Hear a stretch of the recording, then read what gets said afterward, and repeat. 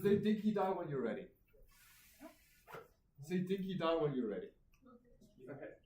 I think we will start now. Thank you everyone for coming to room MP505, where we will have, I think, most of kind of the more quantum side talks. I think the overall plan is, I think there's 5 speakers today, and each speaker will get about 15-ish minutes for their talk, plus about 5 minutes questions. Then there's a short 5-minute break, which will be eaten by the questions and the speaker running over time. And we'll move on like that. I think there will be a break after, like a larger break after the first 2 talks, if you're interested in maybe either going to any of the other rooms. There's some snacks at the front, which you can grab in between the breaks. That'd be great. And I'd like to introduce our first speaker, Mack. Yes, welcome. I'll give you like a signal when you have about 2 minutes left to the 15. Good day, everyone. So this is Mack, and I am one of the research members of the Argos research group, led by MIT's Rahui. And the goal of the research group is to utilize various machine learning and quantum computing methods to enhance the classification of pancreatic cancer patients and their controls. What is the rationale of this research project? What is the rationale of that? Well, the rationale is obvious. The topic for today is quantum machine learning for pancreatic cancer. But first of all, we need to discuss what is pancreatic cancer first. So it's a slight diversion from theoretical physics stuff. It's going to be like physics, utilization of physics for biology and computer science. A truly interdisciplinary field.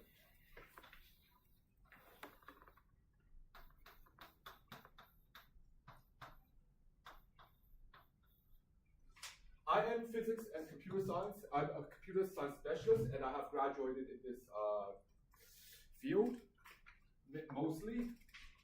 I'm also major in physics, but I have not completed my degree at that part of my program at that time, but I'll be back soon. Right now, let's discuss about pancreatic cancer. Pancreatic cancer, its short form called PDAC, occurs when exocrine pancreatic cells, which are the cells which produce pancreatic juices, not those which produce insulin, accumulate enough mutations to program cell death in such a way that it can now begin invading nearby and eventually distant part of the body. It's widely considered the deadliest of all the cancers categorized by organ. In fact, the mortality rate of pancreatic cancer is unmatched. Progress has stalled. In fact, the 5-year survival is only around 30%. You know how bad this is? This is a diagram of the changes in the survival, and that is over 12 years ago. You know, lung cancer, this one, associated with smoking, it's bad, but it's so preventable. But pancreatic cancer is unmatched. It's unmatched. No progress has been made for over 30 years. And then we're still right now it's over there. It's that bad. On the other hand, let's consider the death rate of pancreatic cancer.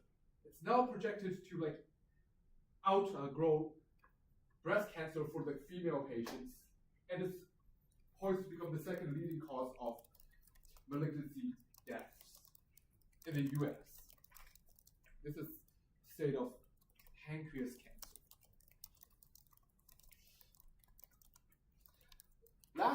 Just last week, I and my team, another team, worked on a project, actually started a project which our team named Pancreatic for the Genesis Gen AI. Raise your hands up if you knew about this hackathon. Oh, yeah. Raise your hands up. Raise your hands up if you have joined this hackathon or participated. Nobody? Nobody.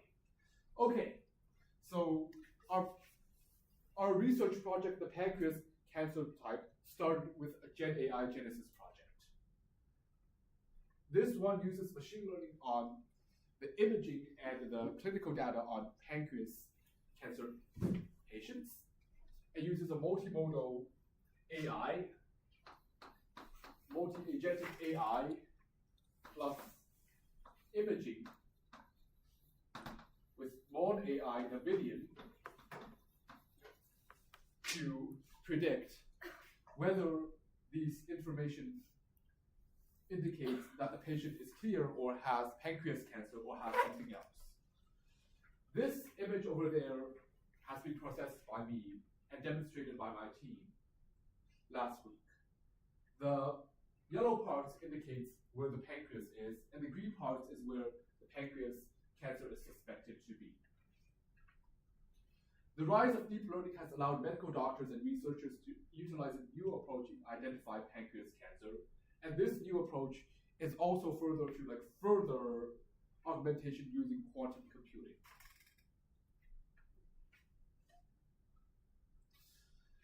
Machine learning in PDAC. Classical deep learning approaches for catching pancreas cancers from various information, especially from those of non-invasive procedures like CT scans, biomarker blood analysis, still require huge amounts of sample data, along with time-related factors such as disease trajectories and long-term surveillance. One research paper authored by Placido et al., published in Nature Medicine just 2 years ago, devised a deep learning algorithm to assess patients' disease trajectories and word embeddings over prediction intervals to determine the risk of indicating PDAC. And I have this demo of this project for you. Please note that we have not yet gone into the quantum stage.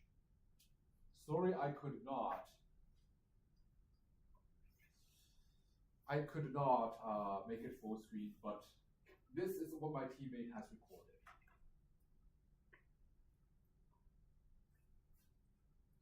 This part right there, the diagnostic information, the clinical information, is to be passed through AI, agentic AI, using Cohere and OpenAI to generate a report using this front end. So, pardon me? That looks like they're just putting in like the weight of the person and like some very basic information and anything else? Or? Mostly like basic information, but that's the first half. Okay. The second half is the actual imaging, which is more computationally intensive. So it's mostly the imaging part, especially non-invasive imaging, that's the most important, because our goal for this research is to catch pancreas cancer early without invasive procedures, like a biopsy. We want something that does not bring pain to the patient and allows the patient to capture any signs of pre-cancer like pancreas. Because once the cancer has been confirmed and it's positive, it's already too late in the majority of the cases. And even if it's not too late, the resection is insanely complicated. It even has a very long name that's 23 letters long, called pancreatic duodenectomy, which is just also called a Whipple procedure. So imaging data, this is where the imaging data is processing over there. So this are a sample 16 slices of CT scans, and it's the pancreas part is being highlighted. It appears that this patient is clear of pancreas cancer.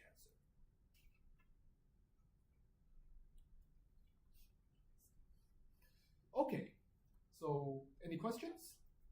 There's a few more slides. So what is have you had time to test how efficient this is at how likely is it to find pancreatic cancer out of a set of images? What's the accuracy of it so far? Unfortunately, we are not able to get this thing import this and then process into the actual mode eye. It's first of all, this is initially conceived as a hackathon project. We only have 36 minutes to do that, but it has processed the images, the green part, the yellow part, actually comes from an actual image that's supplied by the sample thing, supplied by NVIDIA. So let's go to the next half of our presentation. Can we go quantum? Can we go quantum? So classical deep learning approaches for catching pancreas cancer from various information, especially those derived from non-invasive procedures, is computationally expensive.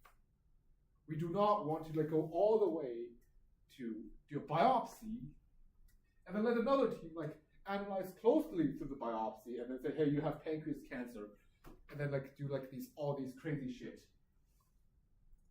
and stuff. It's subject to numerous subtle factors like the CT vendor.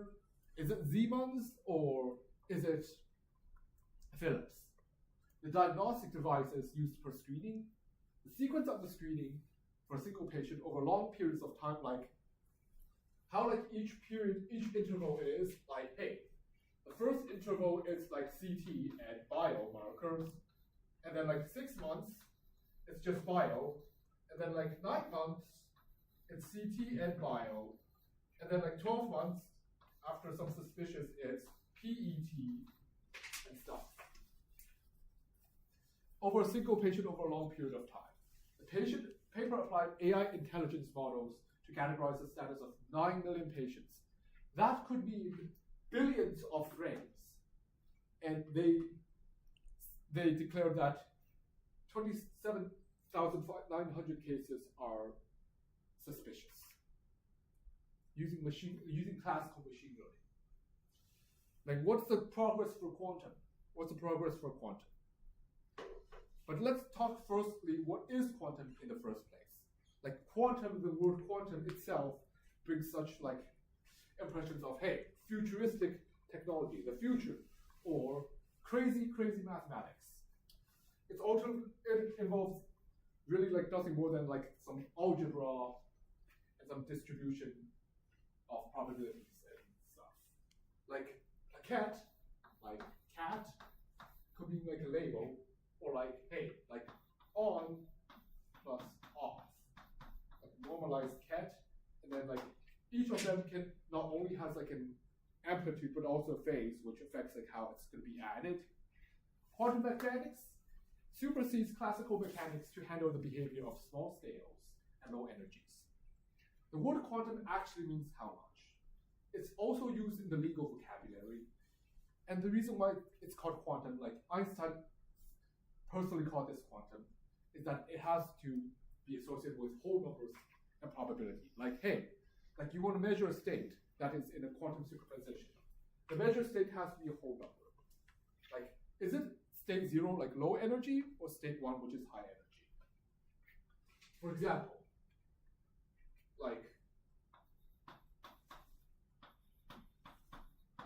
let's say our state is in a superposition of half on and half off.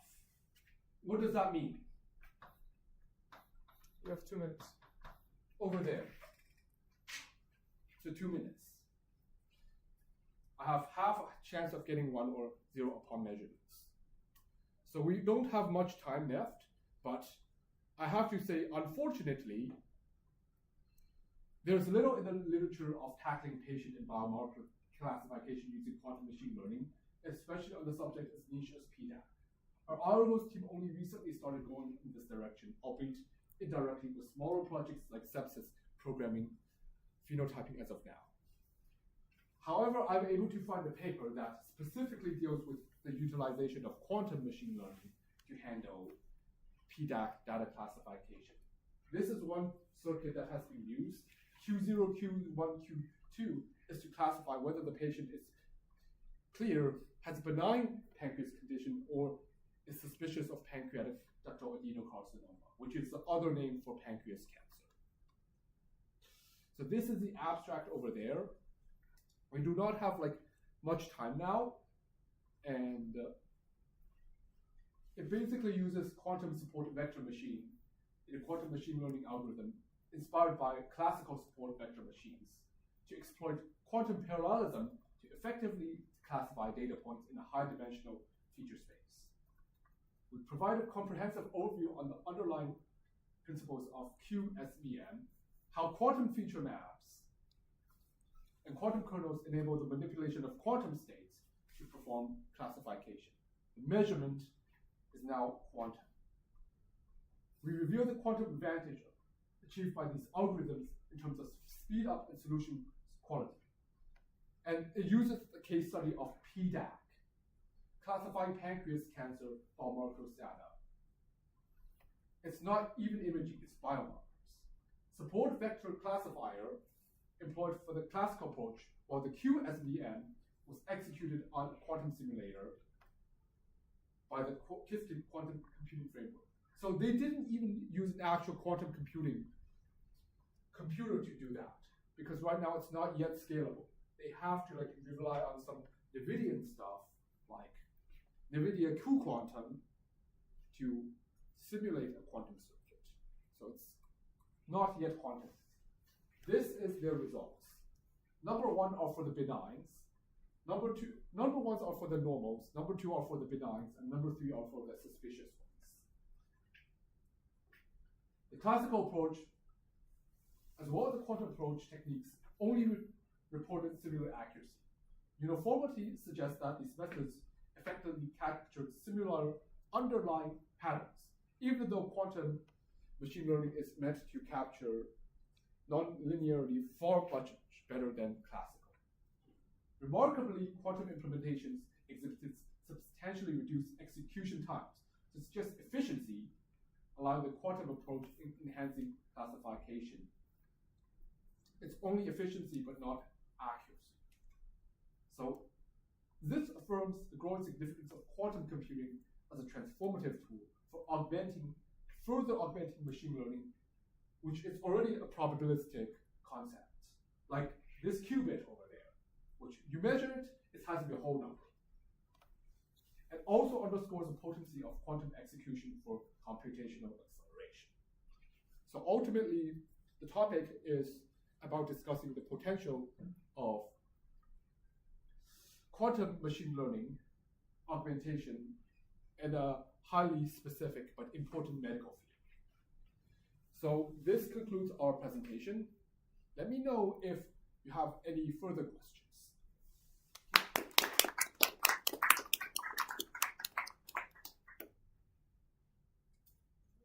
Do you have one? Me? Yeah. No. Let me know. Hey, you. I actually wonder because you said you can use two states to. I feel like it's an estimation using that method instead of really like quantum physics, right? It's using like quantum qubits, like these things, quantum circuits, like as convolutional kernels to put the states put the prediction as some form of a qubit, and then measuring the qubit to see if it's a zero, to see the probability that it is a 0, 1, or 2. So namely this qubit, let's say it's better called like a Q-trit or something, qubit. So there's actually 3 qubits. 3 qubits that gives us a probability of whether this patient is benign, is normal, or is malignant.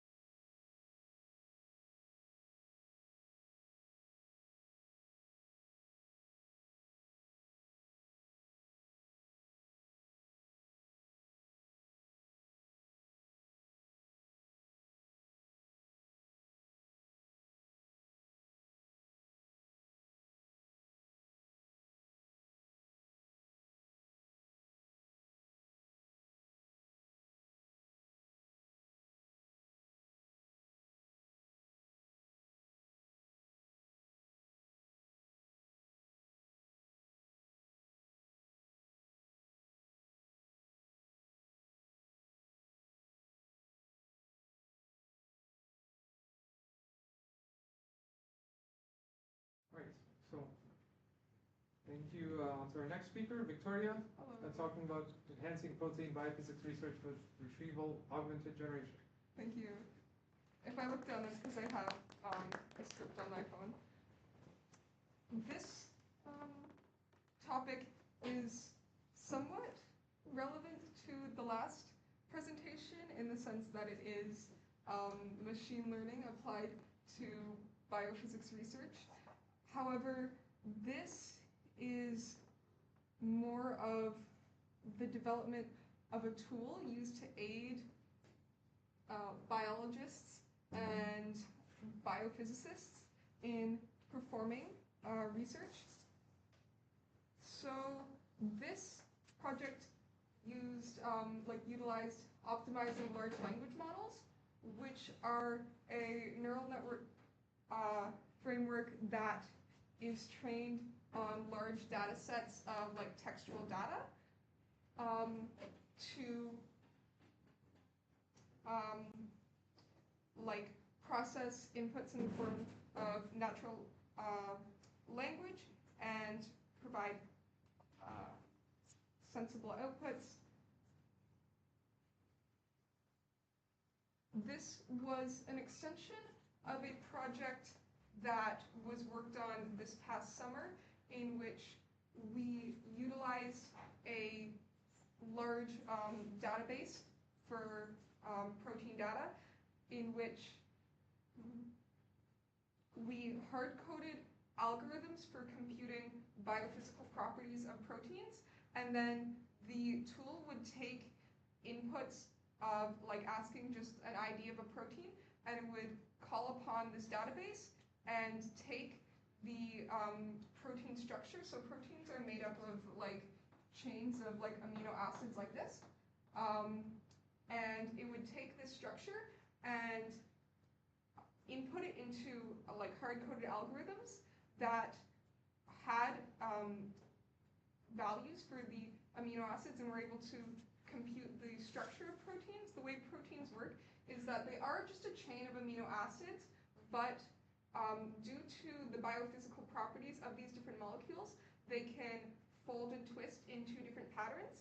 And the way this relates to drug development is the way these proteins fold create what are called binding sites, which are areas on the proteins that drug molecules can easily bind to, and then change the function of the protein in molecules to therefore affect how they'll work in the body. So that was the work that was done prior to this project, where we were able to get a tool that just took the name of a protein and then compute stuff like structure and chemical properties. But that just output kind of nonsensical numbers. So the further continuation was to better provide a semantic explanation for some of these numbers that were calculated. For example, in addition to just having stuff like structure and properties of this protein, these databases also have relevant literature for a lot of these proteins. So what the goal of this further continuation was to take these publications and use them to analyze not only the structure and the binding sites of the proteins, but how they would interact with drugs.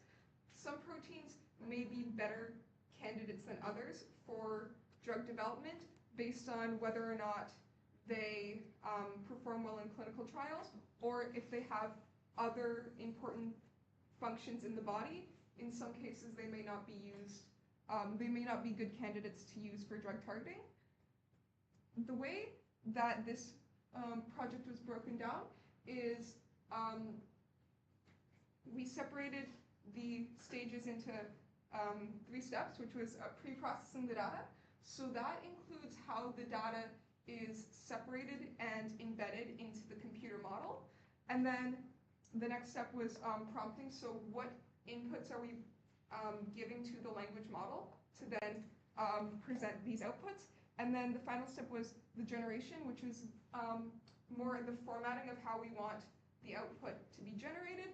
And then this also includes stuff like testing the model. Language models have a characteristic where they do something called hallucinate, which means they'll provide an output that sounds sensible but is actually just made up information. So a lot of what we were trying to do was to make sure that this wouldn't happen. So it was a lot of like testing and checking to make sure that it's not just like lying to us.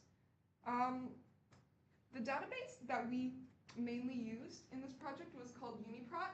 The reason why this one was used is because it was by far the most extensive protein database, and also everything was relatively open source and freely accessible. Some papers were behind paywalls, but it did have a lot of information that could just be accessed easily by an API. It was also formatted really nice in the sense that like the files were really easy to read from. So the way that we optimized this tool was with a process called Retrieval Augmented Generation. This is a process that language models use in which they take in a very specific training data set and they base their output only on the data that they're trained on. And this is really important because, like I mentioned before, oftentimes when they don't have sufficient information to provide an output, they will make things up. So it's important that they have like a very specific training set to use and that they're only pulling relevant information from that. So the first step of like the pre-processing phase was what's called like embedding the data. The way language is represented in a language model is through vectors, which are like, just like anybody that's taken like math 223 would know, just like lists of numbers. And these numbers can represent, these vectors can represent like chunks of text of different sizes. So there's different ways of separating text into chunks. You can do it just by like a fixed size in which you separate, if you have like a paragraph, you can say like every 10 words we're going to separate it, or like every 10 words and we're going to overlap on one word. But there's also other ways of separating the data in which you can do it recursively. So you can take a big like paper, like an academic paper, and you can separate it first into sections and then into paragraphs and then sentences. You can also use something called semantic chunking, which takes the use of another language model and finds pieces of text with similar semantics and takes those as like one vector each. We tested multiple different ways of separating the data, and we found that the recursive method provided the most sensible outputs. The other thing that we had to consider was like when embedding the data, there's different models that you can use to embed it, and these models just indicate basically like how many numbers each piece of text is represented by. And so while larger embedding models that use more numbers may preserve more semantic similarity, they also require a lot more compute, and therefore either better computers or just take a lot longer to run the algorithm. So it was really a matter of trying to figure out the smallest model that we can use that provides the best output. The other thing was choosing the model that we were using to actually generate the output. The goal of this project was to make a commercial tool, so whatever we wanted to use, we wanted to make sure that it was completely like open source and free license to use, so we wouldn't face any issues down the line with implementing this as a tool. The other thing is, like I was saying before, using something that requires like less compute but still gives a good output. So, and also determining what we wanted to, what factors we wanted to prioritize in choosing our tool. For example, we didn't need a model that was able to host like 100 different languages, but we did want one that prioritized things like explainability and summarization, because the main task here was summarizing academic papers. We used this framework called Ragus, which is a really like new framework that's used for assessing the ability of language models. It relies on certain parameters such as not only like how accurate your answer is, but how faithful it is to the original text, and also how much of the original text is used in the output. So, for example, like some of these metrics, you may think like, for example, answer relevancy is just determinant on how relevant the output is based on the input you put in, but not necessarily how correct it is. So it was also about weighting these different metrics of each of the models we tried to determine which one was the most correct. And so these were the results for the testing of the model, the embedding methods, and the prompting methods. So we were, these are just different, what's it called? We chose the Llama 3.1 8 billion parameter model, which is a yes? Sorry, how do you measure things like answer relevancy or answer correctness? So the framework is it's a software package that will take inputs and assess the outputs, and it uses, so I mentioned that language models embed everything as vectors, so it will compare the outputs, the vectors of the outputs with the vectors of the training data, and it actually calculates cosine similarity, like the inner product between these two vectors, and that's the metric it uses for a lot of these. So you know, the one, I don't know, practical application of n-dimensional linear algebra.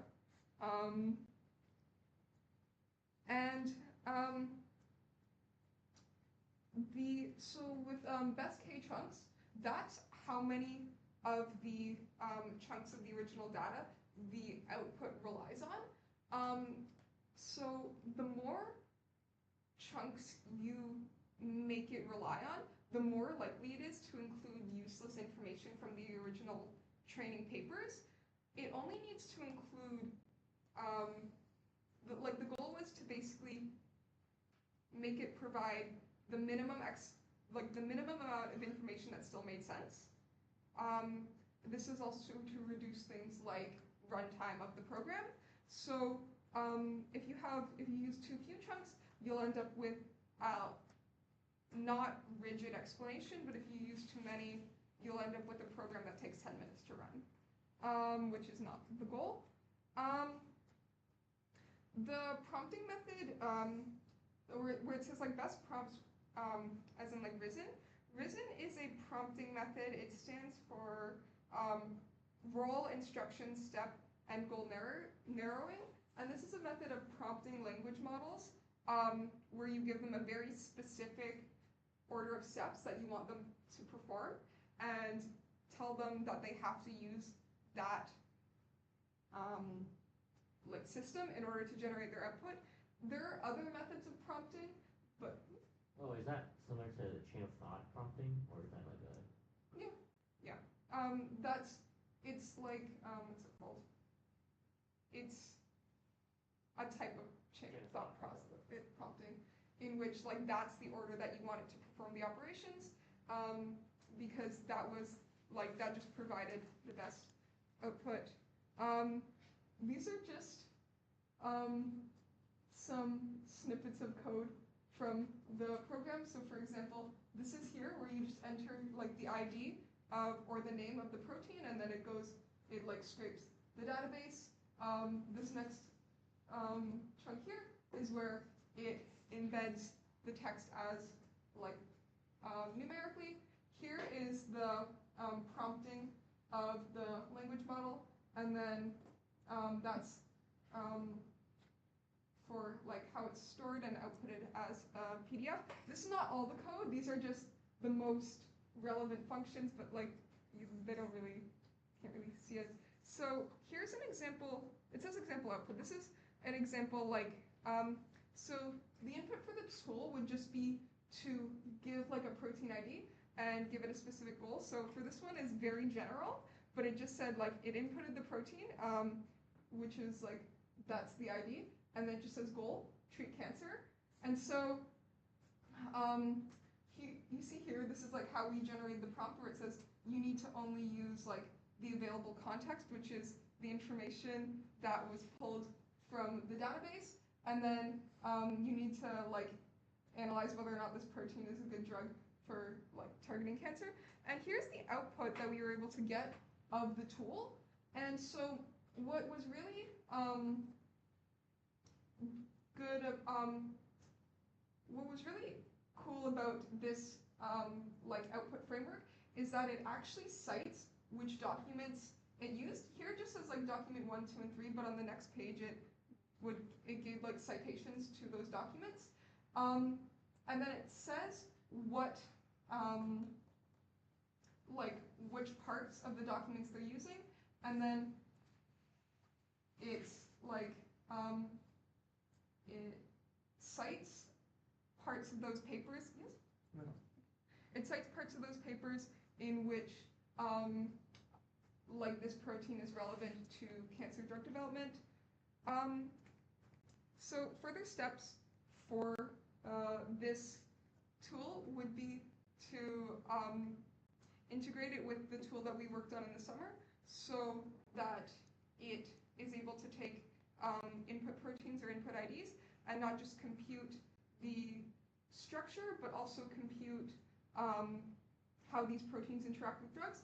And this can create a really useful tool for biophysicists because the original tool that just computes things like protein physical properties and protein structures is really useful for determining drug binding sites, whereas this tool is really useful for determining viability for drug targeting. And combined together, they would create a really useful way for biophysicists to just research different proteins so that they could easily see how they could best go about targeting them for drugs. The goal was never to create a machine learning model that developed drugs. I want to make that very clear. The goal is still to have biophysicists, biochemists, and other biomedical researchers work on the drug development. This was more just to aid, like facilitate their research so they don't have to scrape through all these papers all the time, and that they don't have to actually compute like the secondary structure of a lot of proteins like by hand.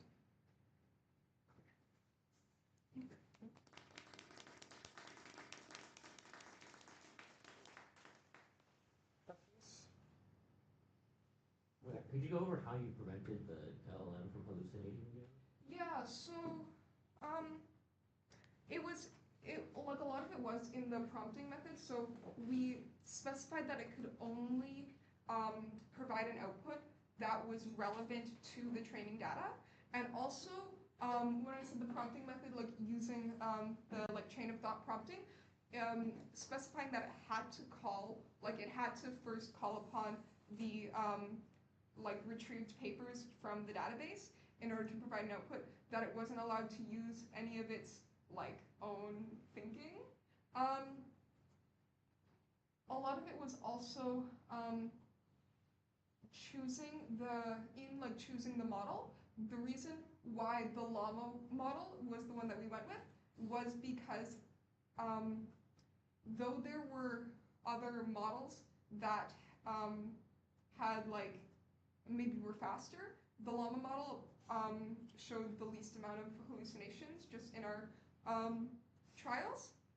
It also like 8 billion parameters we found kind of the sweet spot of like something that could run on like a normal computer without taking, a really long time. Sorry, so Yep. I also wonder, like, goal is treat cancer. Do you think, like, how would LLM respond differently if, like, the goal is treat breast cancer, treat pancreatic cancer, or like, treat pancreatic ductal adenocarcinoma? So that would depend a lot on the training data. If there was relevant papers that included that protein's viability for something like pancreatic cancer, then it would be able to call upon like that specific information. But we did train it so that if it wasn't able to find, like if you gave it really specific prompting and it wasn't able to retrieve anything off of that, it would give outputs like I wasn't able to find any information on that, which is better than it lying. You know? Yeah, because like right now, like the documents of like pancreatic cancer or pancreatic that don't even correspond to melanoma, like the papers, a lot of them like just show like attempts on how to like Yeah. attempts to like So, find proteins like KRAS. That's why the citations are also really important, because it just gives like an output based on like the training data. Furthermore, it also takes the input and uses that to filter through which papers it's going to retrieve from. It doesn't just, because these databases will have a ton of relevant publications, it's going to have like a lot of papers it can search through.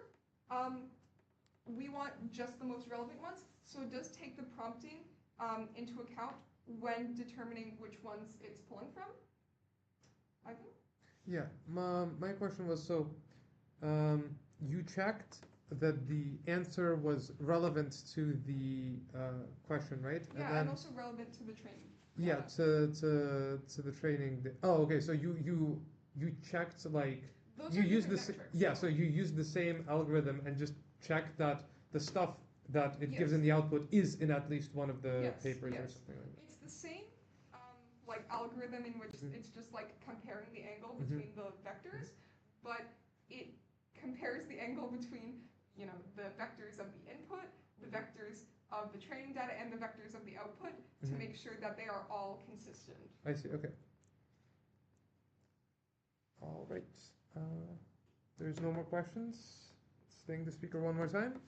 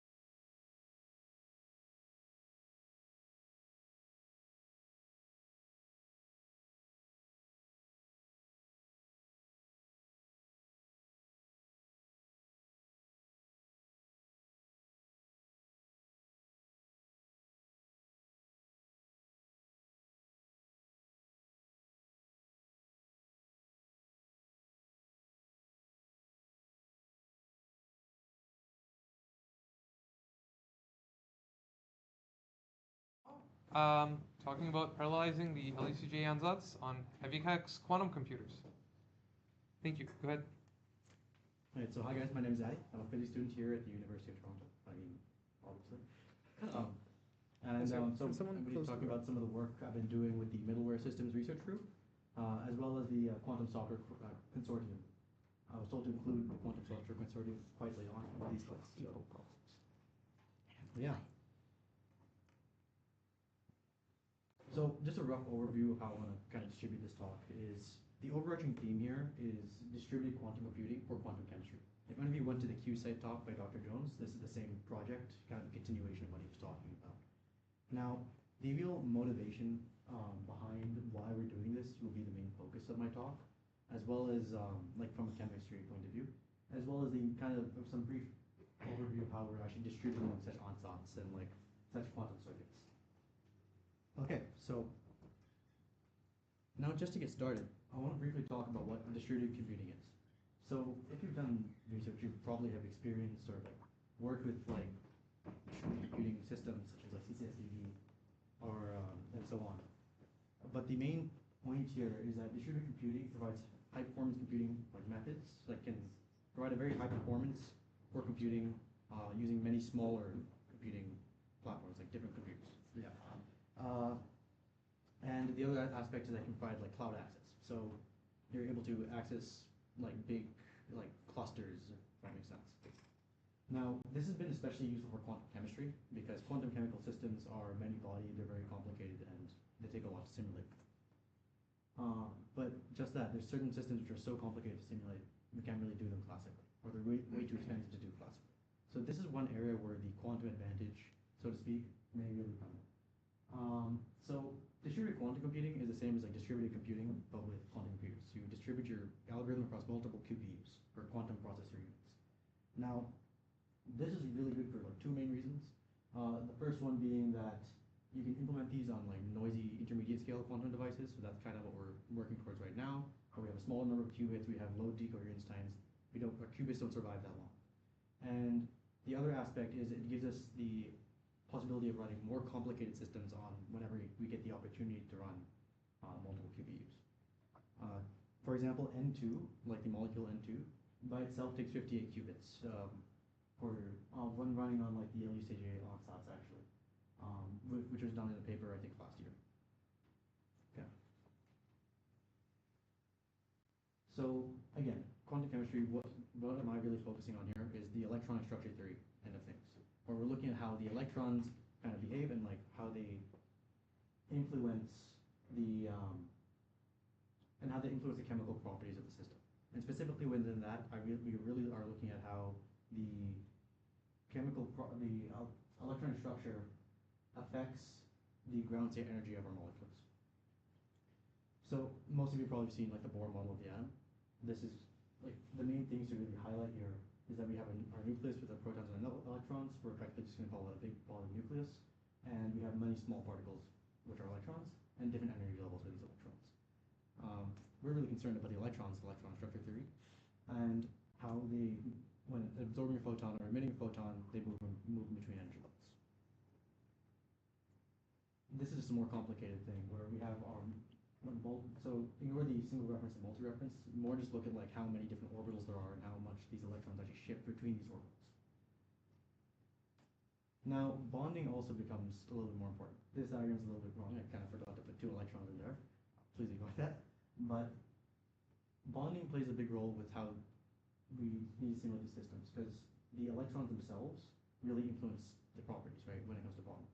So moving on to like a bonding diagram, you can see again, this is like I forgot to put in the electrons in the 1s orbitals, but effectively what we have here is a sigma orbital, which is our bonding, and our sigma star, which is our anti-bonding. So that brings me to how we actually, so how do we actually, so I've talked a lot about the energy of these molecules and how they behave, but I haven't actually formalized it yet. So within our molecule, we have 5 main components. We've got the kinetic energy terms of our nuclei, the kinetic energy terms of our electrons.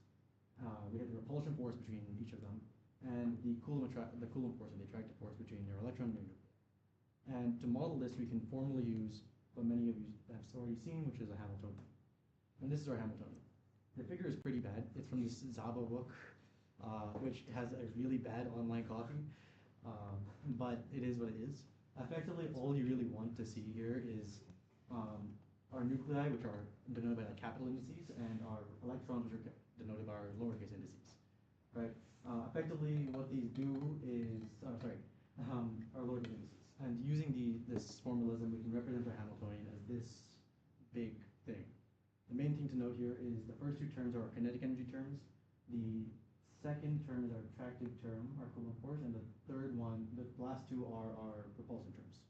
Sorry, why does the second term has a mass and then the first one doesn't? Why is that? So it's like this MMA. No, that is a typo. That should be Okay. Mass of electron should be there. Okay. Okay, and then obviously we know that our electrons aren't actually particles; they're more like waves. And the main thing I really want to just breeze through here is that we can use our Schrodinger equation to see the dynamics of these systems.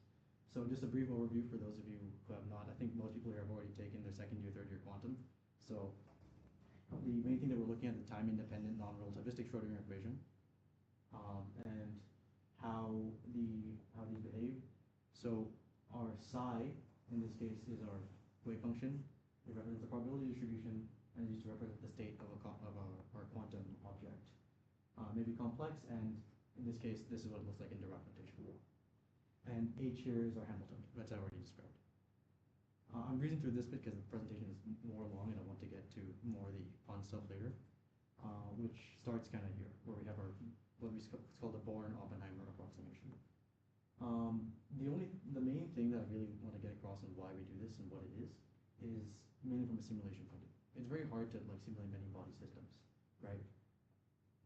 In the Born-Oppenheimer approximation, if you think about how big the nucleus is compared to an electron, it will not the kinetic energy of the nucleus will not matter much compared to the kinetic energy of each of these electrons. So we can effectively eliminate it when we're looking at simulating our dynamics. The same thing goes for the repulsion term between the nucleus. It will not be as significant if they're not moving that much, right? It'll be like a constant term in your Hamiltonian.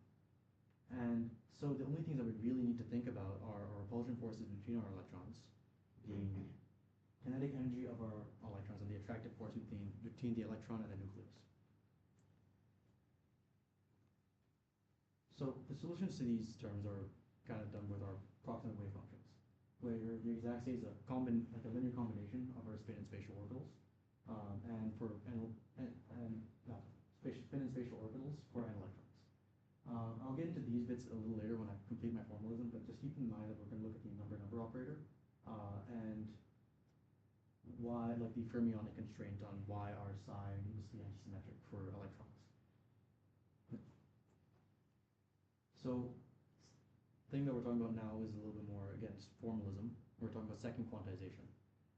It's basically the main aspect I want you to get out of here is how we can use this to map to our qubits for quantum computing when I get to it.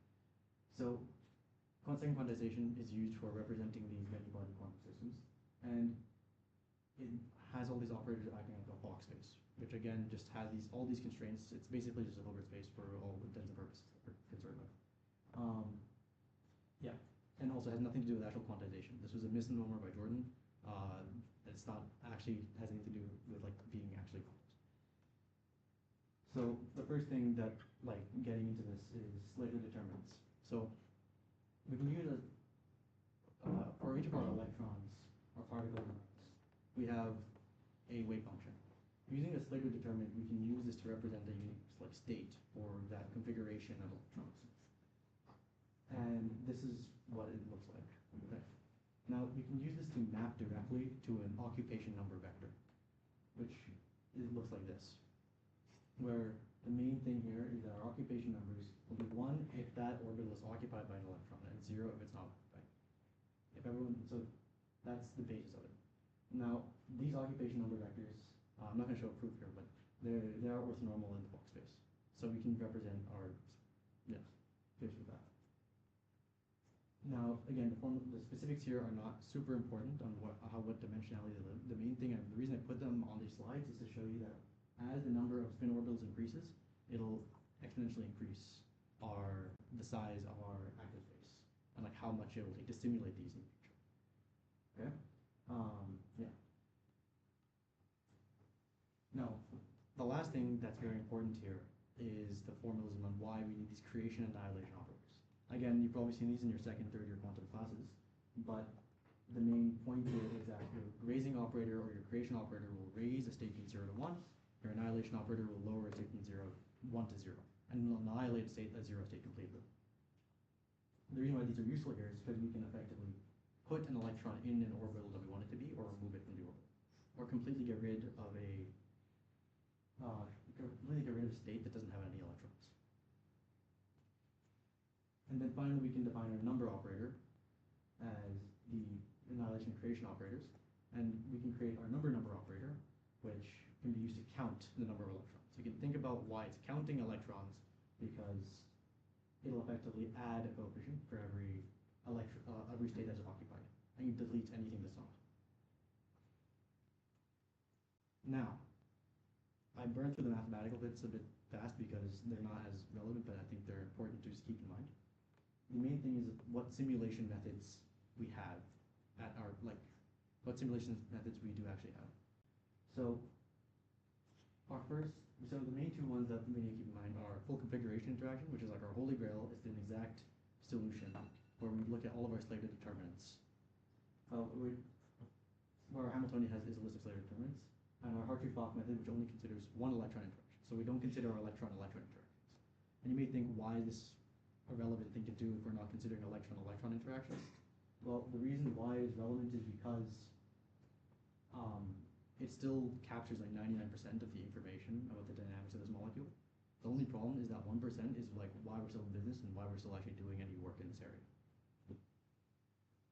And then we also have a couple cluster methods. Just to recap, Hartree-Fock can solve 99% of this stuff.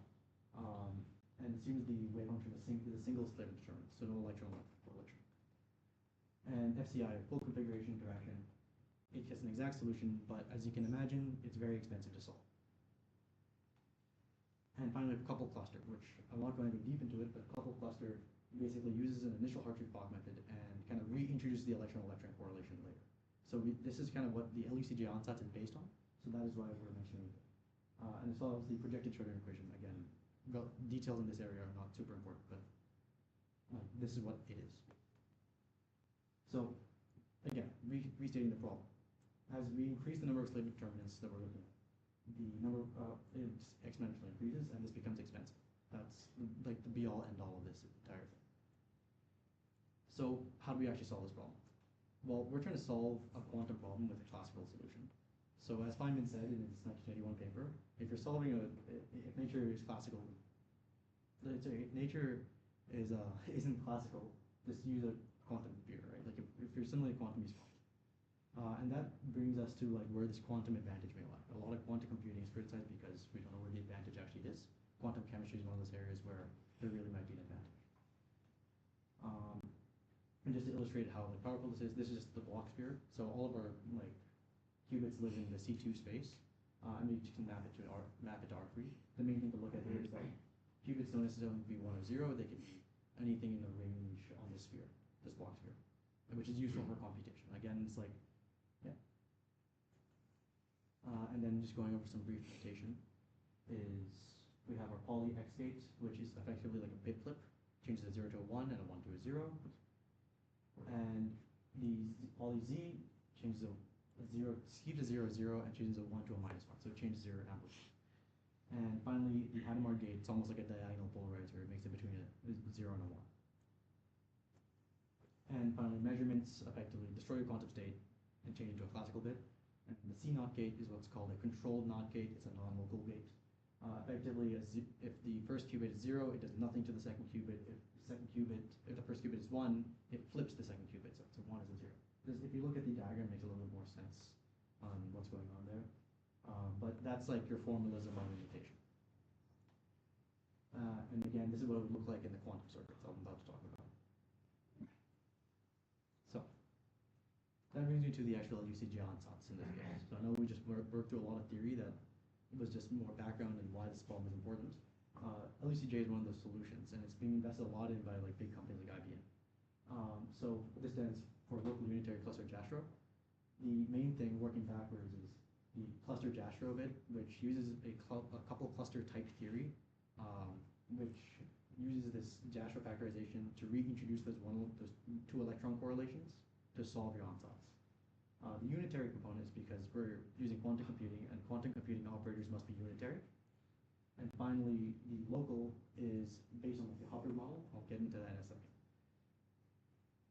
So this is how well the LUCJ Ansatz performs. So as you can see, the FCI energy, which is your true ground state energy, it converges to it within 4 layers of the Ansatz, so applying it 4 times in a row, which is quite good.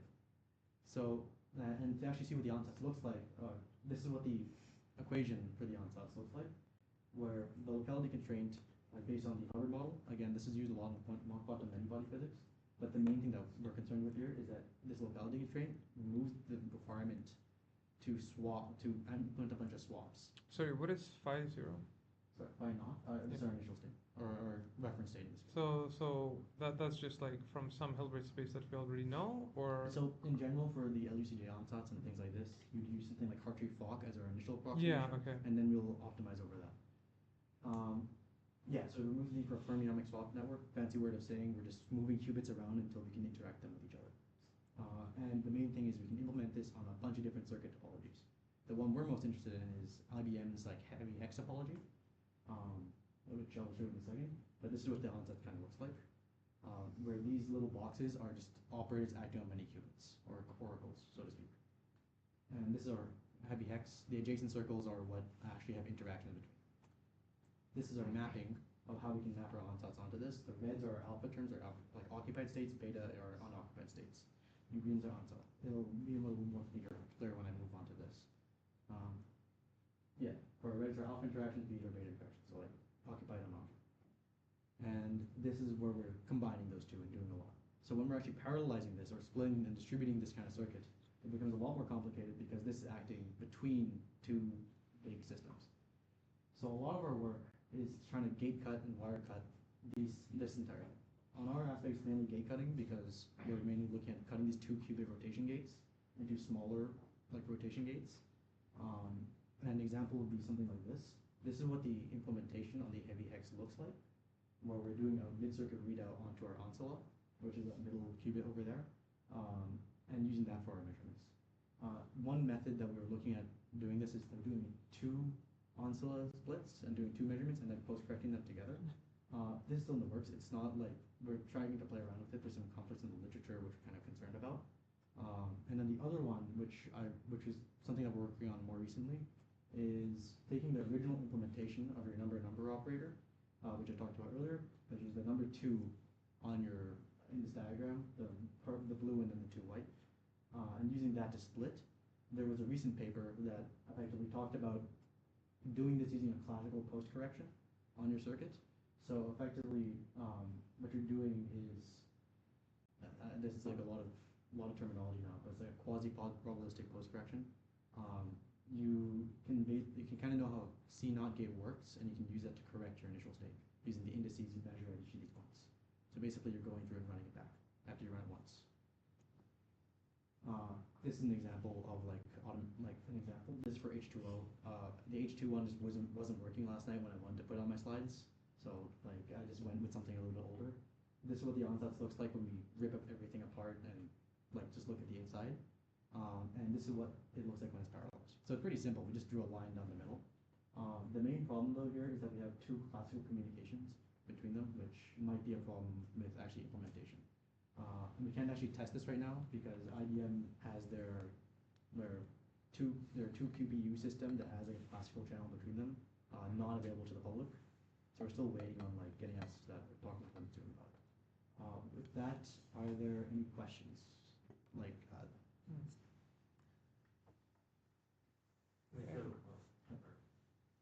Yeah, go ahead.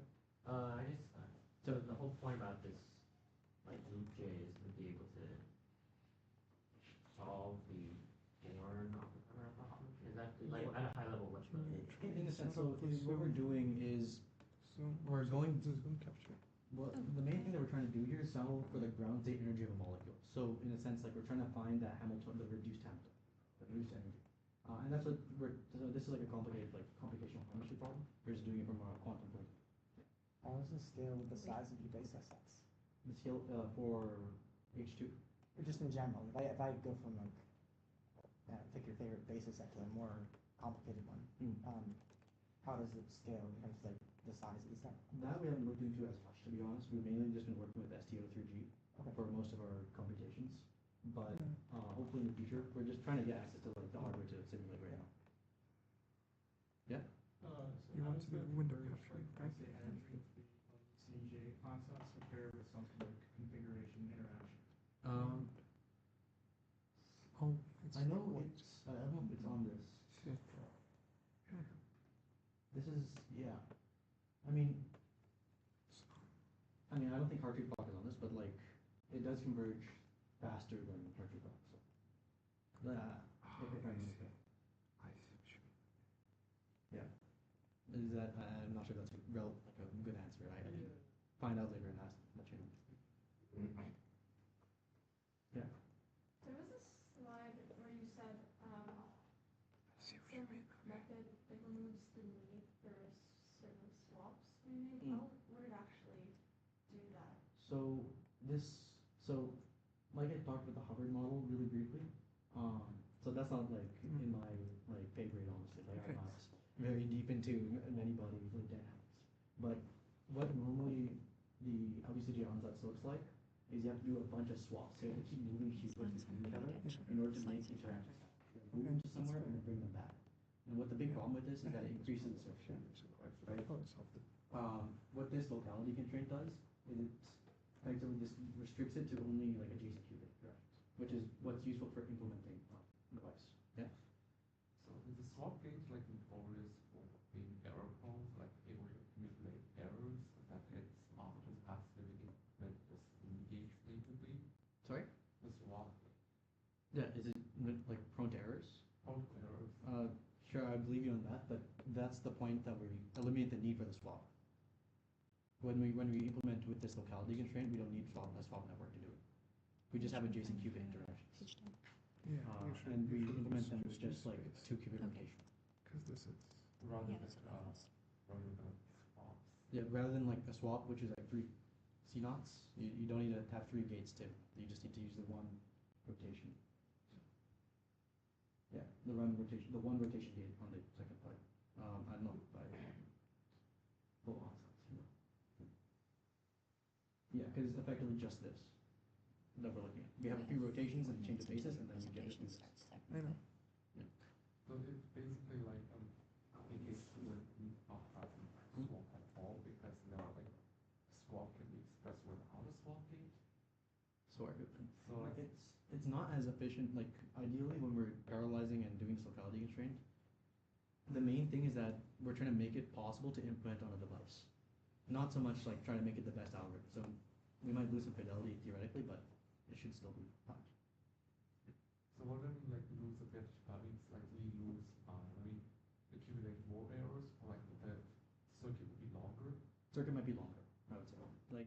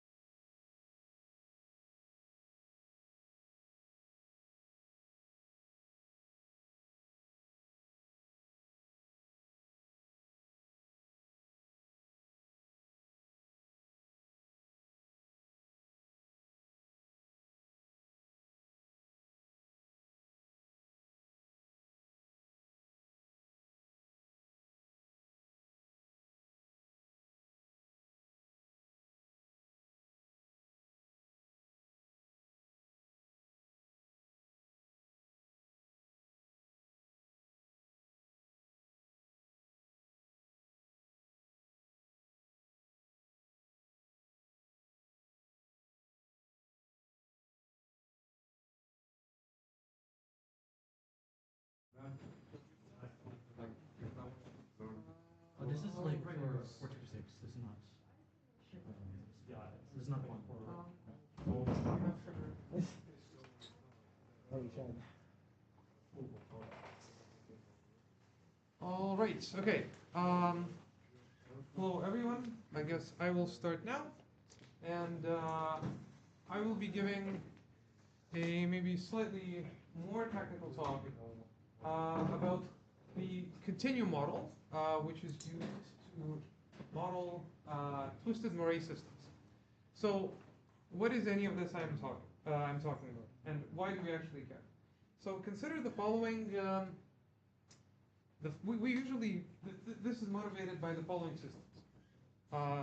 Consider you have a graphene sheet. So that's some two-dimensional sheet of just atoms on some lattice, right? In recent years, particularly in 2018, it has been experimentally discovered and confirmed that if you have two sheets of graphene placed on top of each other, and you maybe twist them to some angle, depending on this angle twist, these graphene can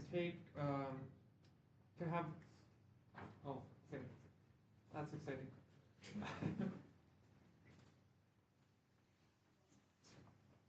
Depending, okay, I'll let people.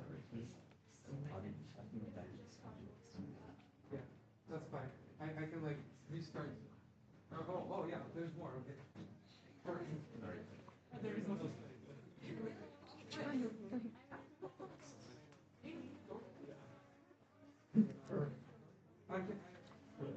Actually, I'd rather not. Sorry. Okay. I'll restart. I'll restart. Sorry. Wait, it started. What? I'll give myself extra time. It's fine. Okay. All right. Okay, let's try again. Hello. Today I'm going to talk about a particular kind of model in trying to describe twisted moray systems. So, why do we care in general? Maybe what is a twisted moray system? So the thing I'll consider particularly is two sheets of graphene, which are twisted to some angle. So why is this at all interesting? In the last about 8 years, particularly I think the first paper was in 2018, in this twisted bilayer system where you have two sheets of graphene twisted to some angle relative to each other, people realized and found experimentally that if you, depending on the angle you twist your graphene to at sufficiently low temperatures, this system can exhibit rather very different states of matter. So depending on the twist angle, your system can be either a superconductor or an insulator, and so on and so forth. And that was rather surprising, because usually when you're trying to engineer some kind of material, right, you make a material, right, and it has certain properties at a certain temperature, and that's you can't really change the material dynamically on demand. Right? Versus here, you have something where, in principle, you can think of, I can hold a piece of paper here, I can hold a piece of paper here, and then twist them however I like, without having to rebuild the entire material from scratch. And so that is really why all of these twisted moray systems are so interesting, because we're trying to find a material which is very easy to modify without having to remake it each time, and have it have completely different properties depending on what we apply. Okay, and so I'm going to briefly talk about how all of this is modeled quantum mechanically on a really basic level. So hopefully the people who have taken 256 will enjoy this to some extent. All right, so this is the overall plan. We're going to first look at the very simple geometry of graphene. Then we're going to look at, before we start, thinking about two layers of graphene, we're going to look at how is monolayer graphene modeled, and then we're going to go into the continuum model. Where does what sit? Where? You had the mouse cursor covering it. Oh, okay. Is that fine now? Okay, sorry. Okay. So first of all, what is graphene? Graphene, you can think of it as just a hexagonal lattice where the kind of vertices are your carbon atoms. That's really all we're going to use for this. And how do we build this lattice? Well, the way you think of it is you can think of it as two triangular lattices. So here I have green and red points. And the idea is that from any red point, I can travel to another red point by through some translation using these R1 and R2 vectors, right? And then the same, I can do the travel from any green point to any other green point. So note, I cannot travel from a red point to a green point using these vectors, and so they are somehow distinct. And so we're going to say that a honeycomb lattice is somehow made up of two triangular sublattices, like the A and B sublattice. That's the nomenclature I'm going to use. So that makes sense? So I have a hexagonal lattice is really two triangular lattices with some lattice vectors which I use to translate between atoms. Why is this not? Okay, now we're going to talk about the reciprocal lattice. The reciprocal lattice is, all it is just a Fourier transform of the atomic lattice that I just showed you previously, right? So you can imagine you can take some Fourier series and get some new points. Okay, now the interesting thing is in this lattice, it turns out that it's still, the new lattice that we get out of this is still a hexagonal lattice. So we had some real space lattice, which was atoms, and now if you take the Fourier transform of that, you get this reciprocal hexagonal lattice, which is also once again made up of two triangular sublattices. So it also has these reciprocal vectors, which I use to build the lattice from 2 points, which we'll call A1 and A2. And the thing that's important to note here is that if before, in the previous slide, if in this slide kind of these points were all different kind of sites in real space, once you do a Fourier transform, you actually get that in reciprocal space, any point that you can travel from one to another via some reciprocal lattice vectors, those are actually equivalent. So we get that for this kind of periodic system, a momentum p would be equivalent to a momentum that differs from it via via one of these A1, A2 reciprocal lattice vectors. That's a typo. That should be A1, A2, not GI. Okay. And now we're going to also define these block states. So that reciprocal space I was talking about, you can think of as just momentum space, right? It's just a new coordinate. This reciprocal lattice is a new coordinate system in which I'm going to write down my momentum. Okay. Now, if we have momentum, we should define momentum states, right? So we define these block states, which is really just some sum over atomic sites. So suppose I choose a red point on my hexagonal lattice, and okay, my state R is going to be the state of an electron being there at that kind of spot, and then I'm going to define a momentum lattice with momentum p by just kind of summing over all of the states that I can travel to from this state using vectors, and multiplied by some bits. So just think about this phi bc as just some state with momentum p. Okay. So okay, we talked about graphene geometry and block states. Hexagonal lattice is two triangular lattices, and then we have these states in momentum space, which we call block states. Okay. So how do we actually model any of this? So let's consider first a monolayer case.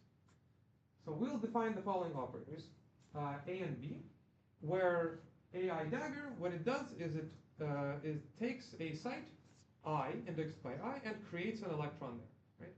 So this operator simply takes a site and creates an electron.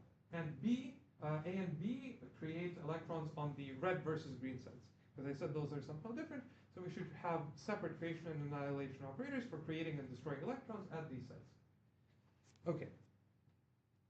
And similarly, I can do the same thing and define the same kinds of operators for creating and annihilating momentum states. Okay. And I'd also have an A and B operator, because remember the block states that we defined, I was summing over lattice vectors, So I either do the sum over the lattice of green points or the lattice of red points. So I still have two operators in momentum space as well. Okay, so now this is kind of one part of the hexagonal lattice. I'm looking at a single vertex, right? And so let's kind of think intuitively, what could happen? Suppose I have an electron here. What could it do? It could either go here, here, or here. Those are probably the three things that we would expect to happen. Right? So we can write down this effective model and write down a Hamiltonian where either I destroy an electron at the red side and create an electron at the green side, or I destroy an electron at the green side and create an electron at the red side, right? And I'm saying that this will have some probability C. And then I'm going to sum this over all of the electrons that I have in my lattice, and I'm going to say that that's my Hamiltonian, right? So this Hamiltonian that I wrote down, all it's saying is, okay, I have some constant probability of going from here to here or from here to here. That's it. It turns out this idea is already enough for us to make a calculation. So this is written kind of in real space, right? This destroys an electron state at a certain site, and this creates an electron state at a certain site, right? But I can then rewrite this in the block basis that I introduced before in terms of these momentum states. And it turns out if you rewrite it in terms of these momentum states, it's literally all you do is like you just plug in the definition of those momentum states and then spam like two identities, and then you're going to get something that looks like this. For your, you'll get a 2x2 matrix that you can compute the eigenvalues of very easily, and so you'll get something that looks like this, right? And so we've already computed, just with this very simple idea that my electron can hop from one atom site to another atom site, we can already compute the energy dispersion, meaning that if I have an electron moving at some momentum k, what are the allowed energies for electrons with this kind of momentum? Okay, does that make sense? So all I'm saying is that if you write that Hamiltonian, which I'm hopefully is clear how we get that, and then you rewrite it in some other basis, you'll get this as the eigenvalues of that thing. Okay.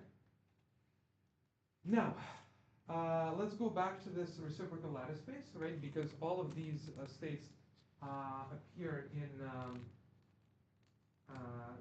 are associated to some point in this reciprocal lattice space that I was talking about. It turns out that if you plug in momentum, two-dimensional momentum into this equation, you will find out that the energy goes to zero at these kind of corners of the hexagon. And because of that, if you're around one of these corners of the hexagon, you can assume the energy to be kind of increasing or decreasing linearly as you move away or towards from this point. So you can assume that the Hamiltonian is actually something linear if you restrict your momentum to be somewhere around this point. And so that is kind of the low energy limit that we care about, because these are the only points where the energy goes to zero in this momentum dependence. Okay. So I've kind of briefly given a brief overview of how this tight binding model works in a single layer of graphene. So now let's try and model two layers of graphene. Okay. So question: can we use tight binding again? Right. Well, here's a picture of two layers of graphene on top of each other, twisted to some small, or maybe actually in this case it's a pretty large angle. Okay. So the idea is that if you look at a really large scale picture, right, you will have some approximately repeating pattern. But for example, if you look at this picture, I already take quite a lot of atomic sites, right? This has quite a lot of atoms in it. But you don't really see a repeating picture. To actually see a repeating picture, you'd have to take like thousands of atomic sets. And in that case, in the previous case, why could we write down the Hamiltonian that I wrote with the creation and annihilation operators? Because that very simple vertex, where you can kind of hop here, here, or here, repeated everywhere, right? Every kind of vertex looked more or less the same. In this case, almost every vertex looks completely different. So that you can't assume that you have some nearest neighbor hopping, because you don't really know what the nearest neighbor of like points far away are. You need to compute that explicitly. And so you need to kind of, if you were to use a tight binding approach, you'd need to include like thousands of atoms into your calculation. And well, that would require like a fairly powerful computer or a lot of time or both. And okay, that's pretty hard.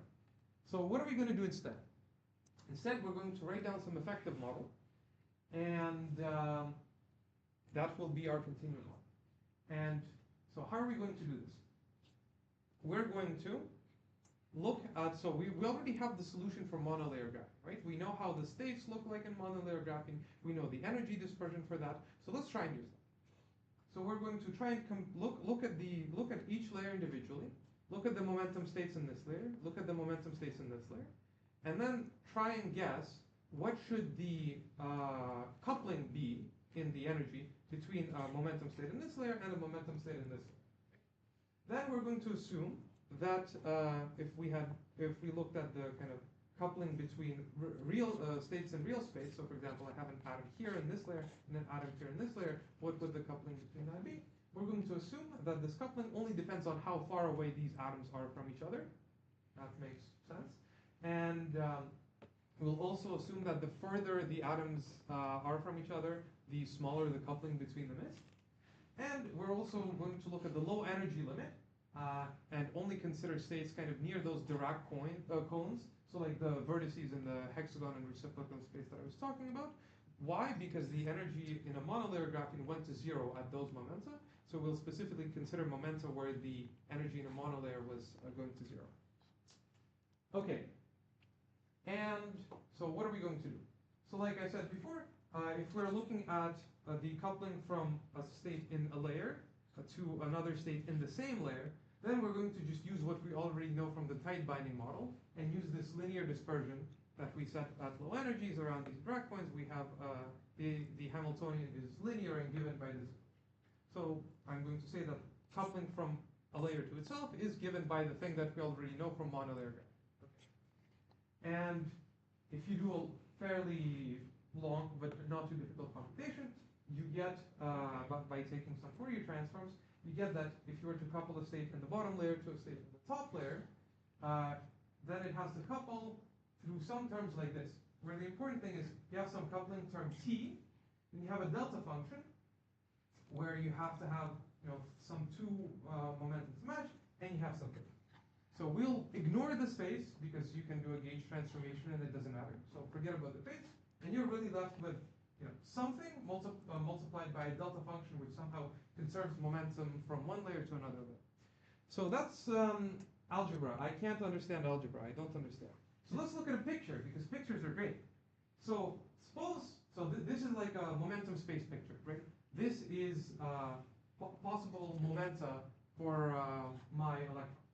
Suppose I have an electron in layer alpha, so top layer, bottom layer, doesn't matter, and it has this momentum k alpha plus delta k. So the origin's over here, it has this momentum. Okay. This should obviously couple to a state in the other layer, which has the exact same momentum, right? However, since our layers are twisted, and the k points are kind of shifted from each other, a point with the same momentum would be a different distance away from the k point in the other layer. So all I'm saying is that this point has to couple to this point in different layers, but then the momentum in different layers look a little bit different. All right. So what do I get? I get that this momentum in layer alpha will couple to this momentum in layer beta. Then by the fact that I can translate things with reciprocal lattice vectors, I get that this momentum will also couple to this momentum in the other layer, and this momentum in the first layer will also couple to this momentum in the second layer. Now once again, I'm going to use the fact that I can translate things momentum freely. So I'll translate these purple vectors into that point, and I'll get a picture that looks kind of like this. And I'll see that this momentum can couple to this momentum in the top layer, can couple to these three momenta in the bottom layer. And that is essentially enough for me to now write down my Hamiltonian. Because why? I can, each point in this reference frame corresponds to two momenta, one in the bottom layer, one in the top layer, right? And I now know how a point in one of the layers couples to points in another layer, right? So that would be my basis, and then I can write down a matrix for this and to diagonalize it. Ideal. Okay. And so for here, I said, okay, let's look at one momentum state in the top layer, and it will couple to 3 momentum states in the bottom layer, right? But perhaps I want to include more momentum states, so I somehow have better resolution with my Hamiltonian. So what I'll do is I'll just build a convenient lattice, these purple points of momentum states, and I'll just include the momentum states corresponding to these purple points to do my computation, right? So each of these points corresponds to a momentum state in the top layer and the bottom layer. So I'll take these purple points. For each one of them, I have 2 states, and I know which points couple to which points, and so I can write down a matrix for them. Okay, the matrix looks something like this. It's fairly straightforward, actually. So remember, before we had a momentum in the top layer couples to these 3 in the bottom layer, and that's exactly what I have here. This column is the momentum in the top layer, let's say, and I can see it couples with some T1, T2, T3 amplitudes to the momentum states in the other layer, and the momentum states in the other layer only really coupled to that one momentum state in the first layer. Okay, and then I have diagonal terms which come from the monolayer graphene calculation. Okay, and I can write this down, and then I can make this Hamiltonian bigger by choosing more momentum states to include in the calculation. And from that, I can already go ahead and compute some actual energies. And so here, I'm plotting along this kind of path in momentum space. So at every point, I write down a Hamiltonian, I write down some matrix based on some choice of momentum states. Then I write down a Hamiltonian according to the equation that I showed much earlier. I write down some matrix, I diagonalize it, compute the eigenvalues, and I just plot the values of these eigenvalues on a graph as I move along that path in momentum space. And one of the interesting features that we see, so these are plotted for these bands along the same path at different angles of twisting. So one of the interesting features you can see is that at this 1.1 angle, the lowest energy bands are very, very flat. And this is kind of why people initially started looking more closely at graphene, because when you have very flat bands, the electrons at low energies would then be restricted kind of to these bands, and you can get some interesting insulating behavior, which we do later observe in experiment. But depending on twist angle, you can get like an insulator or a superconductor. And this is what is called the magic angle of Graham, where you get these particularly nice flat bands, and this is something that this model captures. So that's it. We've kind of gone through the very simple geometry of graphene, and we've talked about how to model a single layer of graphene using this very simple idea of me being able to, for electrons to be able to hop from one site to its nearest neighbor sites. And then we tried to see, how can we actually consider and model 2 layers of graphene that, without using the tight binding model, that might also be twisted at some angle relative to each other. So next possible steps is we can try and generalize to having instead of 2 layers, maybe you want 3 layers or 4 layers or more layers that are twisted at some relative angles to each other. We can look at different material combinations, for example, graphene and HBN or something else. And so far, this model kind of looked at a single electron hopping between layers and within the same layer. So that doesn't really consider interactions between electrons. And maybe that's something else that we could. And that's it. Thank you. So what's the time? I'm over time, right? Yes, you're at 6:08. It's okay. Yeah. So yeah, I'll take like a couple questions. So I'm wondering, is the coupling between the layers generally perturbative compared to the coupling within a single layer, or is it on the same order of magnitude? Is it perturbative or I see what you mean. Let me think about. Well, let's actually go to the slide. Do I say the? Do I have the values? Oh, I don't write down the W values.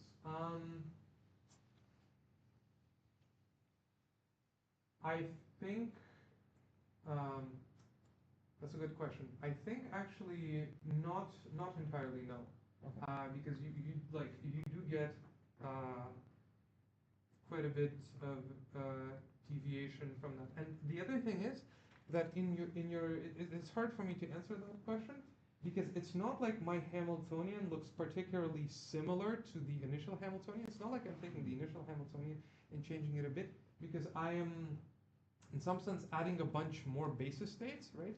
Mm-hmm. And if before I had just these basis states at like each of the sites, right? Now, the way I'm choosing my basis is different. I'm choosing like a bunch of close momentum states relative to each other and using that in my matrix calculation, and you kind of have this coupling between momentum states with like different momenta. Before it was like completely diagonal in momentum space, and we have something that isn't directly diagonal in momentum space. And so this is not, I don't think you can really think of this as a perturbation of the previous Hamiltonian.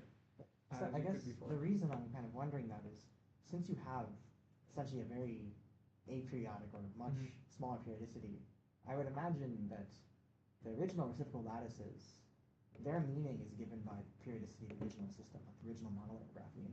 So I'm wondering, in your interaction, you have conservation of crystal momentum according to the original graphene. Yes.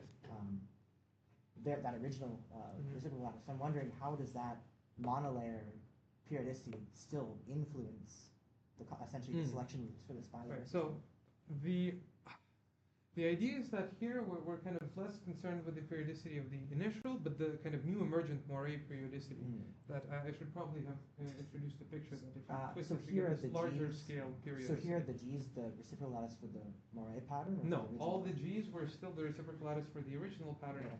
And where we really use that is to be able to kind of translate states kind of from these K points back to the initial K point and really restrict it to like. Okay, I think I'm really over time now. Yes. So Let's yes. stop here and then Let's we'll stop get here, start yeah. 6:15 for Edgar's. yeah. So 5 minutes. Yes, let's get another round of applause.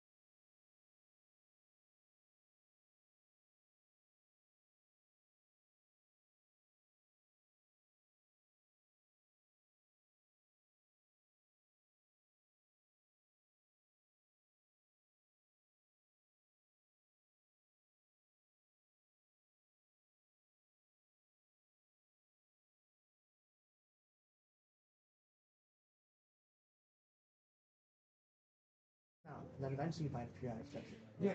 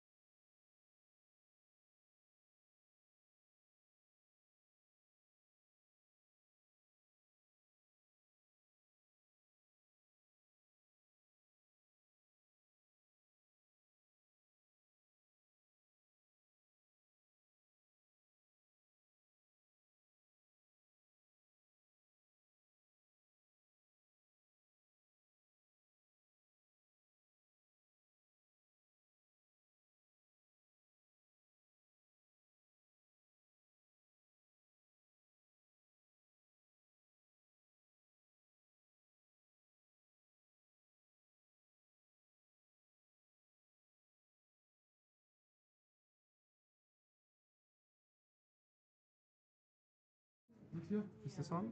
No? Yes, it is. Okay. Kind of reminds me of this. All right. So thank you all for coming. I think we're now moving on to our last presenter of the day. Please welcome Edgar to talk about his research on superconductivity in infinite layer qubits.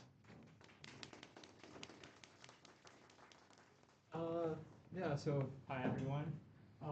So today I'll be presenting this project, Search for Superconductivity and Infinite Layer Cuprates. So this project was actually completed as part of an ROP course back in summer 2023 with Professor John Wei here in the Department of Physics. And I know some of you in this room are applying for the same ROP course this summer actually. So hopefully you'll learn a bit about the kind of work you might be doing this summer. I'll start from from the beginning of this field, unconventional superconductivity.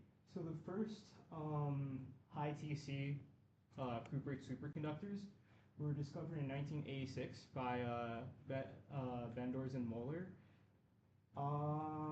So the high TC, this was a big shock to the field of superconductivity, because before they discovered superconductivity in the cuprate systems, people believed that you could only have superconductors in metallic materials, and cuprates or copper oxides. These are insulating, or they're ceramic materials.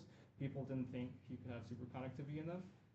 So immediately, this made a big splash in this field, and people wanted to know more how this superconductivity, what the mechanism behind it was, because it didn't fit with the conventional theory of superconductivity, the Bardeen-Cooper-Schrieffer theory, or the BCS theory. So soon after the first cuprate superconductors were made, Segrist et al. In 1988, they synthesized what's called the parent structure of the high TC cuprates, which is also known as the infinite layer phase. And this is called the parent structure of the high TC cuprates because it contains the simplest structural feature that's shared amongst all the high TC cuprate superconductors, which is this these copper oxide layers, with these some other cation layers spaced in between them. And so people thought that maybe by synthesizing this compound, we could understand better the mechanism for this unconventional high TC superconductivity. But unfortunately, this recipe by Segrist et al., which requires strontium doping into the this cation layer to stabilize the structure. Unfortunately, they found it was to be insulating and non-superconducting. So I guess it wasn't really useful for studying the mechanism of superconductivity. But recently in 2019,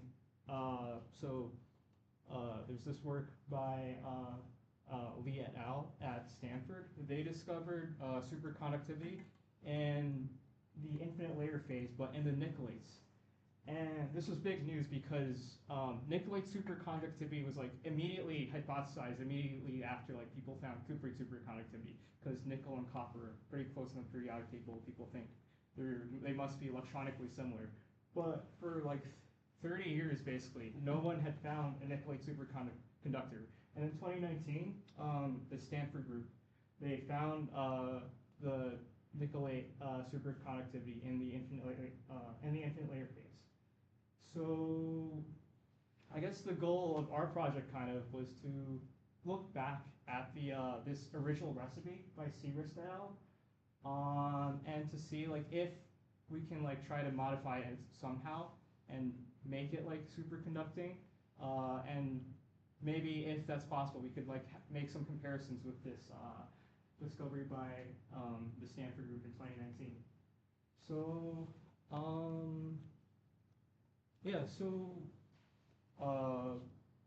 to do this, we tried basically different doping methods to modify the like electronic structure of this what I'll call the Cisco phase, which is the recipe made by Segrist et al. In 1989. And so the two doping methods that we tried in this project were cerium doping and cation deficit doping. So I like looking through the literature. There's no it doesn't seem like there's any previous attempts to, or at least no one's reported like any attempts to do these types of doping on this like Cisco system before. So I'll just give a quick like explanation of how electronic doping works. So the idea here is that you have CaCO2, and so it should be a substance. So the idea here is that, well, let's look at the oxidation states of each of these different cations in the system. So oxygen is, so this is like, if you take in like high school level chem, this is like basically just that, like oxidation states. But the idea, so like with oxygen, you have like an oxidation state of like -2, and there's two oxygens, so that like contributes like, full charge of -4. The oxidation state of calcium is +2. So in order to make this compound charge neutral, this copper must be in the +2 state as well. Now, what this means, like physically, is that this copper, each of these copper cations, they contribute two like valence electrons that are like delocalized through the whole material, and they can participate in any like conducting mechanisms. So, so now the idea with like doping the system is that we introduce these impurities into this material, which contain different numbers of like valence electrons, and this hopefully will like modify like the oxidation state of the copper, which will result in like different like a different number of like conducting electrons or like valence electrons in the electronic structure of this material. And this idea is used to make like transistors as well. So if you know like P-type, N-type like semiconductors, basically what they're doing is they're introducing these impurities into these materials to like modify how many electrons are like delocalized through the whole material. So with cerium doping, cerium is in the +4 state. Oxygen is in the still in the -2 state, so you still have -4. So now in order for this to be charge neutral,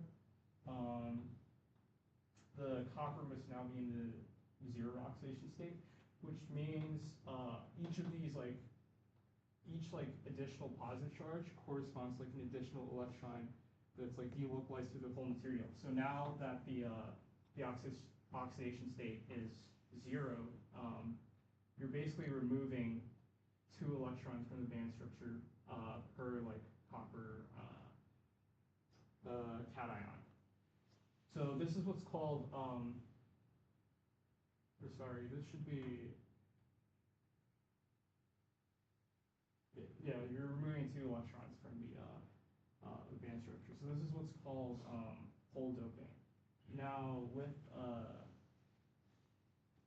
the other idea is the cation deficit doping. So with the cation deficit doping, we're basically trying to like remove a small amount of copper in from the material, so maybe like 0.9% copper. And now the idea is that each of these copper cations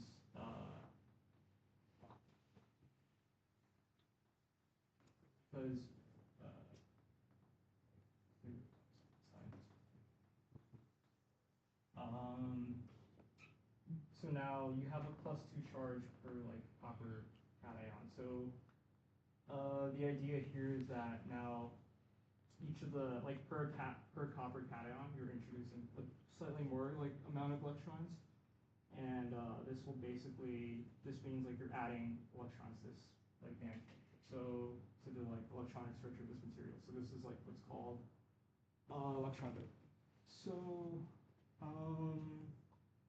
yeah, and then the last idea that we wanted to pursue with this project was we wanted to try to introduce like hydrogen into the system. So this idea kind of only makes sense in the context of the discovery by the Stanford group in 2019 by Lee et al. Because for them to make their superconducting like nickelate sample infinite layer phase, what they did was they introduced what they did was their original material was actually something like neodymium, nickel, oxygen, free. But the infinite layer phase has the ratio of like 1, 1, 2 instead of 1, 1, 3. So they have to reduce. They have to like get rid of an oxygen. So the way they did that was they used a hydrogen reduction reaction to remove an oxygen, and you get neodymium, nickel, oxygen 2. But people were thinking at the time that it was with this hydrogen reduction reaction, it was possible that you had these hydrogen ions like being intercalated into the infinite layer structure, and people were thinking it's a possibility that these hydrogen ions may have played a role in the superconducting mechanism of this material. So you kind of want to like try this similar idea with basically hydrogen doping this material, but instead in the Cisco system, in the infinite layer Cuprate system. So the two goals of this project were to attempt like the novel doping methods. So the electron doping with cerium and the hole doping with copper deficit doping. So for the methods, so for our syntheses, we used the solid state reaction method, which is also known as like the shake and bake method, which is basically take like the powders of your like starting materials and you just grind them very well and you keep them to very high temperatures and 2 minutes. you will react them. So we also did the calcium hydride. We did the hydrogen reduction with the calcium hydride. And then to characterize materials, we did X-ray diffraction and resistance versus temperature measurements for electronic transport measurements. So this is just a list of all the samples we made over the course of the project.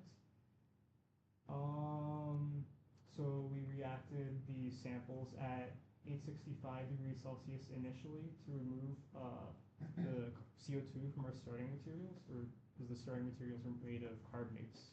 And the subsequent heatings were done at 940 to 985 degrees Celsius, and reactions were performed in quartz or alumina tube furnaces. So these are just like some details of the hydrogen reduction reaction, but basically the idea is we wanted to do this reaction in a vacuum, and we put some calcium hydride powder into this like vacuum sealed tube, and at like high enough temperatures the calcium hydride will decompose and allow you to do this hydrogen reduction reaction. And then for structural characterization, we did X-ray diffraction, which is basically like kind of using X-rays to image like the atomic structure of this material. For electronic transport measurements, we did this. We measured like the resistance versus temperature of all of our materials. And to do so, we use this like 4-point contact method, which is like fairly standard for transport measurements, where you attach like these current leads on the outside and voltage leads on the inside. And the idea is that very little current flows through the voltage leads, which means the contribution to the resistance from these leads is minimized, so you get a more accurate like reading of the resistance. And then the actual like setup, we have this like homemade setup for doing these transport measurements. So we have like a measurement probe that we attach our samples to, and this measurement probe is hooked up to a resistance bridge and a temperature controller, which is all like controlled through like this laptop, which serves like the workstation for this setup. So I'll just talk about like the structural data and all the like structural and electronic data that we compiled for these different samples that we made. So we started out by just making the undoped like infinite layer phase that Segrist et al. Had made in 1986, just to make sure that we could get this phase. And so you can see here, this XRD data, it matches with the literature from the like original, like Segrist et al. Recipe.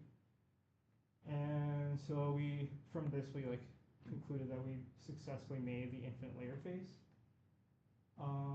And this is just basically like real refinement is like this fitting method that people use with XRD data to fit like the XRD peaks to different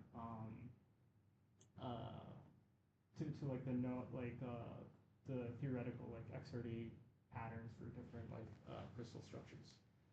And then we also did the electronic transfer measurements for this undoped sample, and we see that we confirm the insulating behavior that people had previously reported, but our estimate of the actual resistivity of the sample differed quite a bit from the previously reported measurements, but I mean possibly it's just due to like inaccuracies, like how we measure the size of the sample, which actually that's like kind of how you get resistivity from resistance. So next we tried the copper deficit doping, and so this is like the XRD data for that, and we see here again we get the same like XRD patterns. Here we actually see like a bit of a shifting of these XRD peaks, which suggests like some basically like the spacings between atoms kind of changes, but you still get the same infinite layer structure with the cation deficit doping. So this suggests that we did these like cation deficiencies. We did manage to get them into the structure, and we didn't like this modifying the recipe in this way doesn't like result in some new phase mean. So again, this is like confirmed by the redeveloped refinement of this XRD data. And again, we see that we get the same like insulating behavior with the copper deficit doping. Next for cerium doping, we tried, so again, like we did XRD on the cerium dope samples, and we do find that there's actually these cerium oxide peaks in the cerium dope samples. So you can see that some of the peaks there actually match up with the cerium oxide like reference peaks, and that suggests that the cerium oxide didn't like actually react with the sample, and it didn't actually go in as a dopant. And this is kind of expected actually, because cerium is like the ionic size of the cerium ions are actually much different compared with calcium. So just from like geometric constraints, it's very hard to get them in. And then because cerium is a +4 oxidation state versus calcium is a +2 oxidation state, just because of the like valence, the difference in the valencies between these like cations, that also makes it like chemically difficult to insert into the structure. So we see from the redeveloped refinement data that we do actually have a lower like weight fraction in the cerium dope samples, which suggests that kind of expected, because like now with like introducing more cerium oxide, more of the like samples actually just going to be like cerium oxide. And again, we see the same like insulating behavior with these samples, and we do notice like an increase in the resistivity as you increase the amount of like cerium doping. And this is most likely these like just the cerium oxide in the sample being insulating. So the last thing we tried is varying the trying to modify like the ratio of calcium to strontium in the sample and try to fit cerium that way. So the original like Segrist recipe, why they use like again like why they use the strontium was because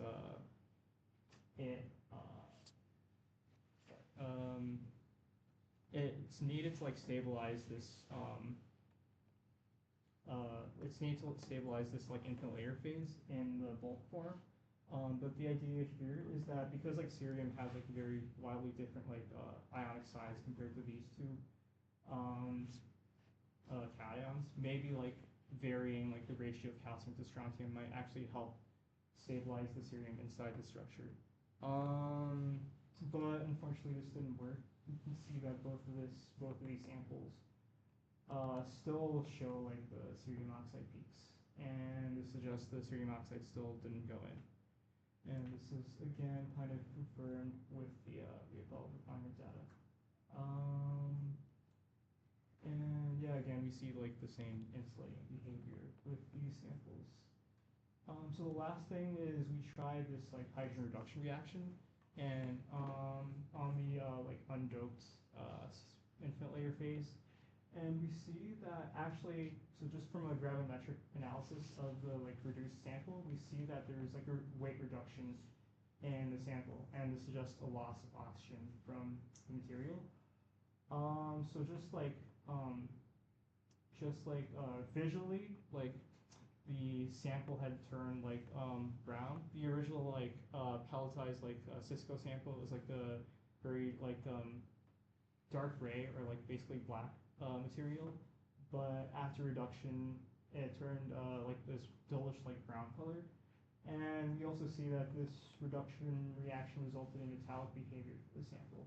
So unfortunately we weren't able to get like structural data for this, like XRD data for this material, so we can't really say what it is. But most likely it's just the oxygen, so much oxygen was reduced that some of the sample turned into copper, which is kind of like consistent with it being brown and it being like metallic. So yeah, this wasn't fully successful either. But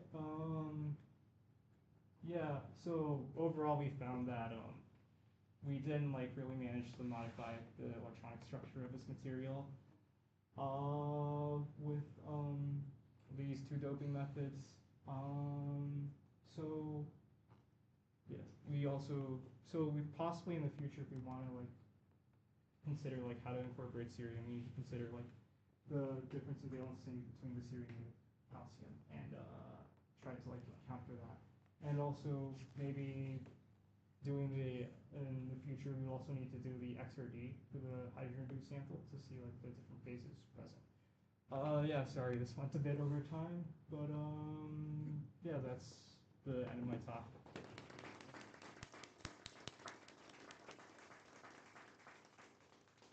All right. All right. Let's take one question and then we'll. Can you clarify what infinite layer phase is? Yes. So. I thought it was literally, and then I realized you need strontium to stabilize it. Well, the infinite layer phase just refers to like this specific crystal structure here. The reason why it's called the infinite layer phase is because in all the like Cuprates superconductors, you have these other like layers that are that kind of cap these like interwoven layers of calcium oxide planes or copper oxide planes and these like other cations. But with the infinite layer phase, you don't have those like kind of like capping like layers, and you just have this infinitely repeating pattern of cations, like this cation layer and the copper oxide layer, and so on and so on. The strontium is just basically to stabilize this infinite layer phase in the bulk form. It's just experimentally, like people have found you need strontium to stabilize it. Right. I know there's more questions, but we're already a bit over time, so you can ask Edgar, right now after in person, and give another round of applause. I will also give a small advertisement that the end of year party is next week Friday. I don't know if that has been announced yet, No. but It has been announced now, specifically. If you guys, and if you're a fourth year, please come because we're going to be decorating the ceiling tile to put up